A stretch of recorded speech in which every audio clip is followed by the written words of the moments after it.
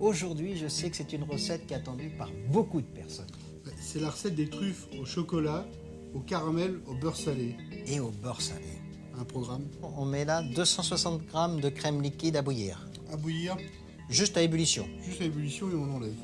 Dans cette casserole-là, par contre, on va faire fondre le sucre petit à petit sans mettre d'eau.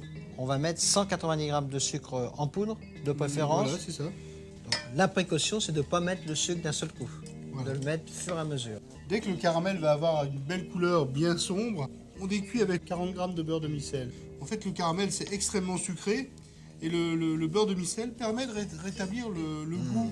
Les caramels au beurre salé, c'est délicieux. Et c'est pour ça que c'est important de prendre une casserole large.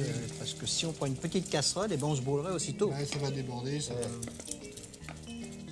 Et là, maintenant, on ajoute la crème. Ça sent bon le caramel. Et là, on appelle les pompiers. Voilà. Là, on laisse bouillir. Alors Pierre, là, nous avons 300 g de chocolat amer et 180 g de chocolat au lait coupés en petits morceaux. Voilà. Et là, on verse maintenant le caramel donc Voilà. bouillant dessus. Tous les morceaux de chocolat sont fondus. Donc, Voilà. on n'a pas besoin d'attendre que ça refroidisse. Non, non, au contraire, tout de suite, on va le couler dans ce plat. Donc, on prend la précaution de mettre un papier... C'est plus facile à démouler. silicone, oui. Ça facilite le démoulage. On passe au réfrigérateur pendant Que ce soit une bien heure, froid, une heure que et la demie, masse 2 soit heures. complètement froide. Voilà, il faut que ce soit très froid. Et maintenant, Et maintenant, on va couper des petits carrés de 2 ou 3 cm, suivant la taille des truffes qu'on veut donner. Alors l'idéal, c'est de tremper le couteau dans l'eau chaude. Vous voyez, ça se coupe beaucoup mieux. quand c'est des petits comme ça, on peut y goûter avant. Non? Qui est un gourmand. J'aime que les bonnes choses. Alors maintenant, l'étape suivante, c'est quoi? C'est de les rouler.